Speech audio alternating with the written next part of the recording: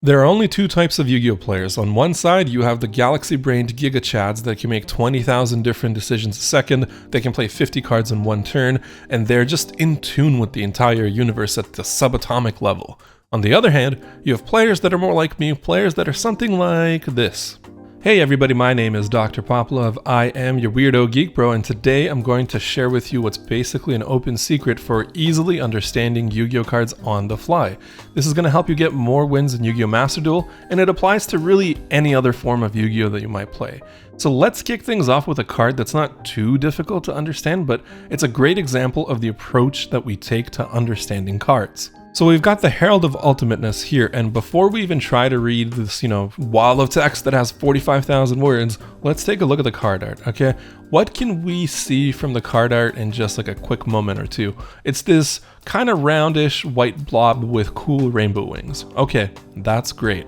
We've now kind of committed that to our memory more or less. Rainbow wings, white blob. The reason why we're doing this is because your brain processes visual information so much faster than words. So we're trying to link the visual information to some of the words that we need to understand. Okay, let's try to read this card. You can ritual summon this card with Oracle of the Herald must be ritual summoned. So immediately let's strike that out. We don't need to know that in the heat of the moment, because once this card is coming out onto the field and you're not familiar with it, the ritual summon aspect of it doesn't really matter. Like, you saw what happened, you saw that it got ritual summoned, it's on the field. We're not too concerned about the effect here. So let's move on. When your opponent would special summon a monster or activate a spell, trap card, or a monster effect, you can blah, blah, blah, blah, blah. Let's pause. So this is telling us that Herald of Ultimateness is going to activate its effect when we special summon a monster or activate a spell, trap card, or a monster effect. So Herald of Ultimateness is a good card because it can interrupt a bunch of these basic Yu-Gi-Oh actions that you take every turn.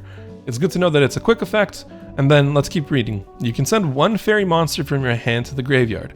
Negate the special summon or activation, and if you do, destroy that card. So if we kind of remove the fluff from this card, here's what it would look like, okay?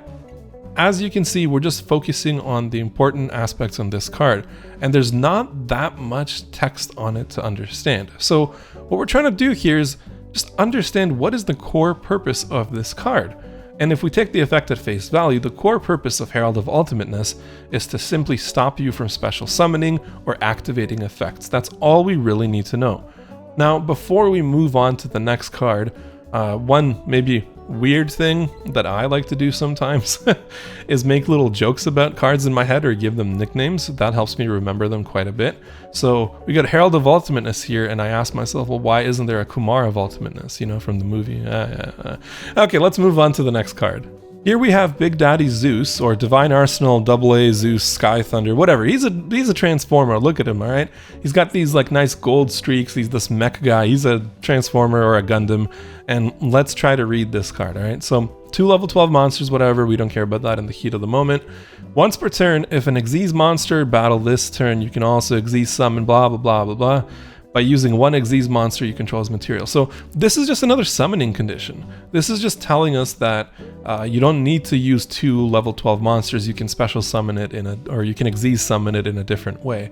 Cool beans, strike that out of the record because in the heat of the battle, it doesn't matter too much to us. And we got another quick effect here. So you can detach 2 materials from this card. Send all other cards from the field to the graveyard.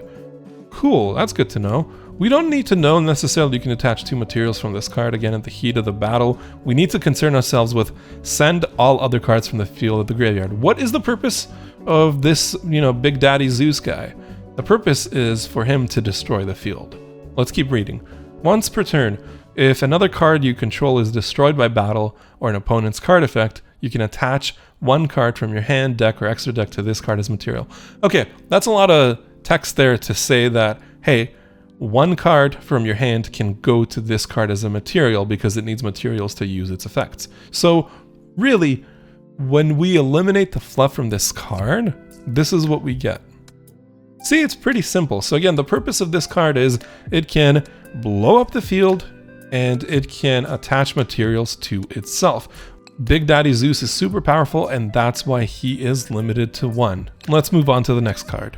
Here we have Nightmare Phoenix, and if this card is link summoned, you can discard whatever. My eyes are glazing over. Let's take a look at the art. So it's a big red bird. All right, cool. Fire type, whatever. It's Moltres from Pokemon. So if this card is link summoned, we can immediately strike that out of the record. You can discard 1 card, then target 1 spell trap your opponent controls, destroy it. Then if this card, whoa, let's slow down. Let's just slow down here. There's a lot of commas. You know, I don't want these commas in my life. Okay, you can discard 1 card, then target 1 spell trap your opponent controls, destroy it. We don't need to worry in the heat of the moment about you can discard 1 card. Let's just focus on the card's effect. So you can target 1 spell trap your opponent controls, destroy it. That is the first effect of Nightmare Phoenix. In the heat of the battle, you don't want to be thinking like, oh, does he meet this condition for this effect or whatever? You want to be thinking, okay, let's assume the worst so that we can have a counter plan for it, or just a plan for it, and so that we can play, you know, out of the hole that we're in. Okay, let's keep reading. So we've targeted the spell and trap the opponent controls, we've destroyed it, and then if this card was co-linked when this effect was activated, you can draw 1 card. Okay, so again, we're just focusing on the practical use here. So you can destroy a spell trap card, and then you can draw 1 card with Nightmare Phoenix. You can also, what am I saying? You can only use the effect of Nightmare Phoenix once per turn. Co-linked monsters you control cannot be destroyed by battle. Whoa! We're just throwing that in at the end of the card. Like, what? So this is a good effect to know, obviously. So, okay, you're at the card shop, okay? You're lifting weights, you're just being a Giga Chad. That's what you are, that's who you are.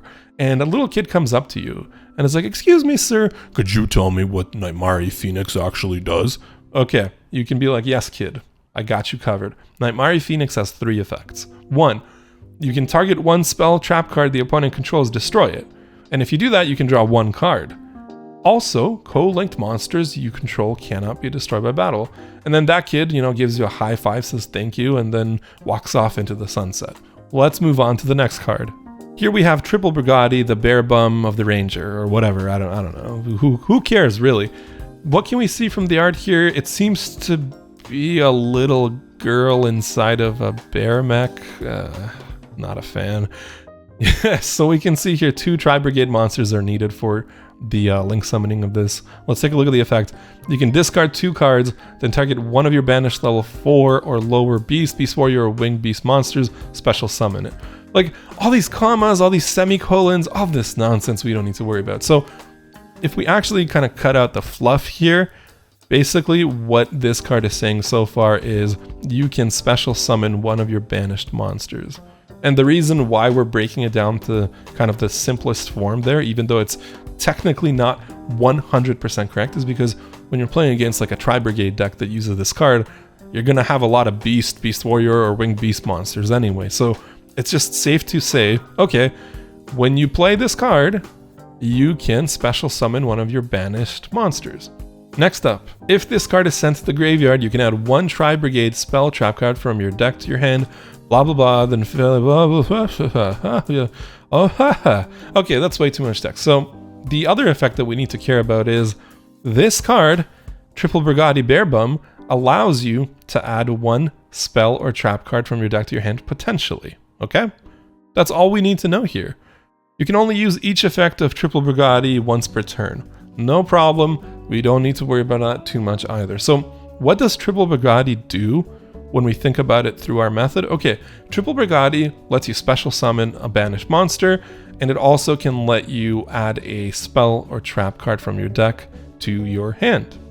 That's all we really need to concern ourselves with. Now, to be fair, there will be times when you will come across a card that is just impossible to understand, and scientists are working daily, weekly, nightly, whatever, 24/7 to understand their effects.